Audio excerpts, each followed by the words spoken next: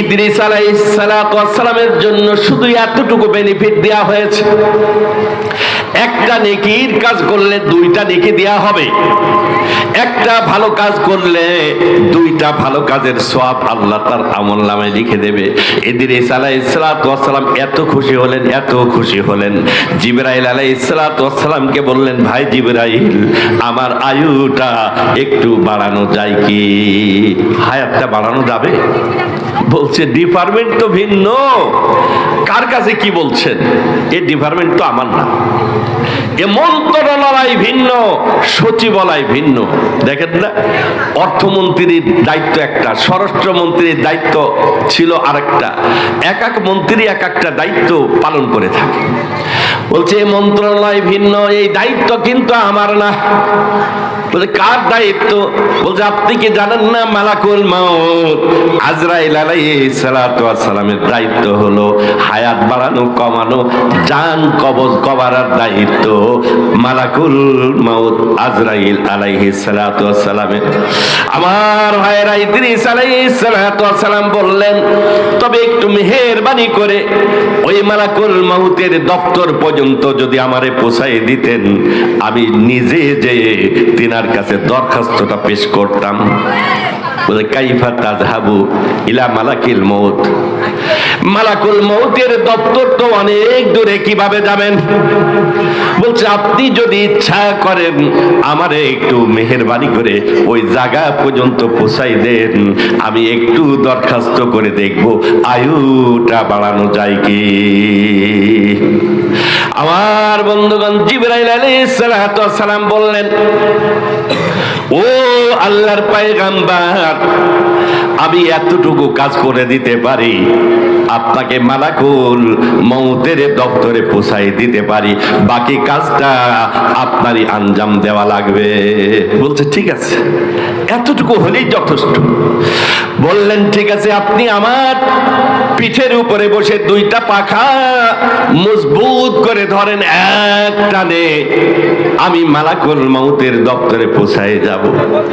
আমার ভাইয়েরা, জানতে ইচ্ছা হয় মালাকুল মউতের দপ্তর কোন আসমানে, কত দূরে জিবরাইল যাবেন, কেমনে এত দূর যে তিনি পৌঁছাবেন, তার দূরত্ব কতটুকু, আর জিবরাইল আলাইহিস সালাতু ওয়াস সালামের গতিবিধি আল্লাহ কি পরিমাণ দান করেছে, সম্পূর্ণ ব্যাখ্যা দেওয়ার সময় আমার নাই, শুধু একটা কথা বোঝানোর জন্যই এই কথাটি বলেছি। শুধু সূর্য পৃথিবী থেকে 13 লক্ষ গুণ বড়, 9,88,00,000 মাইল দূরে সেই সূর্য অবস্থান করতেছে।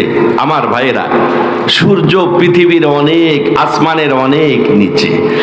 এই জমিন থেকে প্রথম আসমানের দূরত্ব 500 বৎসর, 500 বৎসর, তাও দ্রুতগামী যানবাহন নিয়ে। রাওয়ায়াতের মধ্যে এসছে দ্রুতগামী যানবাহন নিয়ে যদি চলতে থাকে তো প্রথম আসমানে পৌঁছতে লাগবে 1 বছর 2 বছর নয়, 500 সানা, 500 বছর লাগবে। প্রথম আসমান মোটা 500 বছরের, প্রথম আসমান থেকে দ্বিতীয় আসমানের দূরত্ব 500 বছর, দ্বিতীয় আসমান আবার মোটা হলো 500 বছর। এইভাবে যেতে যেতে সপ্তম আসমান পর্যন্ত যাব। আল্লাহু আকবার। আল্লাহর নবীর কাছে একদিন জিবরাইল আলাইহিস সালাতু ওয়াস সালাম রমজান মাসে 24 বার আগমন করলেন। জোরে কোন সুবহানাল্লাহ। আল্লাহর পয়গম্বর বললেন, ইয়া জিবরাইল, কাইফা তাসিরু মিনাস সামা ইলাল আরদ। ও জিবরাইল আলাইহিস সালাতু ওয়াস সালাম, কত দ্রুত গতিতে আপনি আসতে পারেন? 24 বার আগমন করলেন, আপনার গতিবিধি একটু বলবেন কি? আল্লাহু আকবার। শুনে বড় আশ্চর্য মনে হবে। ইরশাদুস সাদির মধ্যে এসেছে, বুখারী শরীফের সরার মধ্যে এসেছে, জিবরাইল আলাইহিস সালাতু ওয়াস সালাম বললেন, ও আল্লাহর পয়গম্বর, আমার গতিবিধি সম্পর্কে আপনাকে কি বলবো? শুধু একটা কথা বলি, আমি সিদরাতুল মুনতাহার নিকট ছিলাম। সপ্তম আকাশে যে বড়ই বৃক্ষ আছে, নাম শুনেছি, ইনদ সিদরাতিল মুনতাহা, ইনদ ইনদাহা জান্নাতুল মাওয়া। ওই সিদরাতুল মুনতাহা নামক বড়ই বৃক্ষর নিকট আমি অবস্থান করতেছিলাম। ওই সময় আল্লাহর পয়গম্বর ইউসুফকে তার ভাইয়েরা কূপের উপর থেকে নিচে ফেলে দিয়েছিল, কূপের উপর থেকে নিচে ছেড়ে দিয়েছে। ওই মুহূর্তে আল্লাহ আমারে ডাক দিয়ে বললেন, জিবরাইল দ্রুত গতিতে যাও, আমার ইউসুফকে ধরে ফেলো, আমার ইউসুফের পা যেন পানিতে টাচ না করে। জোরে কোন সুবহানাল্লাহ। কেমন গতিবিধি! জিবরাইল আলাইহিস সালাতু ওয়াস সালামের কথা বুখারী শরীফের রাওয়ায়াতের মধ্যে এসেছে, লাহু সিত্তুমিয়াতে আজনিহা। জিবরাইল আলাইহিস সালাতু ওয়াস সালামের এক দুইটা ডানা না, আল্লাহ তাআলা 600 ডানা 600 পাখা জিবরাইল আলাইহিস সালাতু ওয়াস সালামকে দান করেছে। আল্লাহর পয়গম্বর জিবরাইল আলাইহিস সালাতু ওয়াস সালামকে একদিন দেখতে ছিলেন। জিবরাইল আলাইহিস সালাতু ওয়াস সালামের আসল আকৃতিতে জিবরাইল আলাইহিস সালাতু ওয়াস সালাম বললেন, ও আল্লাহর পয়গম্বর, আমার আসল আকৃতিতে যদি আপনি দেখতে চান, লান তারানি, আমারে আপনি তো দেখতে পারবেন না। বলছে, মন চাই ও জিবরাইল আপনার আসল আকৃতিটা একটু দর্শন করতে। বলছে, যদি মনে ইচ্ছা হয় উনজুরিলা সামা, একটু পরে আসমানের দিকে আপনি তাকাবেন, মুহূর্তের মধ্যে সমগ্র পৃথিবীটা অমাবস্যার অন্ধকার রাতে পরিণত হলো।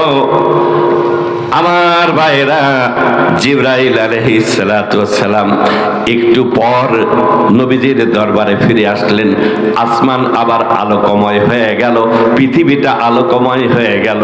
জিবরাইল আলাইহিস সালাতু ওয়াস সালাম বললেন, ও আল্লাহর পয়গম্বর, কিছু দেখেছেন কি? বল, কি দেখবো? সমগ্র পৃথিবীটা অন্ধকারে পরিণত হয়েছে।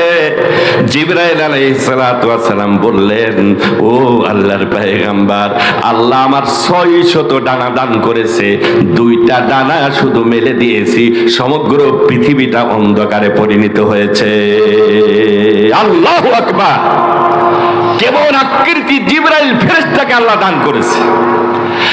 আল্লাহর পয়গম্বরকে জিবরাইল আলাইহিস সালাতু ওয়াস সালাম বললেন, ওই দিন যেদিন ইউসুফের ভাইরা ইউসুফকে কূপের উপর থেকে ছেড়ে দিয়েছিল, আমি জিবরাইল ওই দিন 1-2টা পাখা না 600 ডানা মেলে দিয়ে এত দ্রুত গতিতে টান দিয়েছিলাম। ও আল্লাহর পয়গম্বর, আমি ছিলাম 70 আকাশের উপরে, এক টানে এসে ইউসুফের পায়ের নিচে আমার ডানা বিছাই দিলাম, তখনও পর্যন্ত ইউসুফের পা পানিতে টাচ করে না।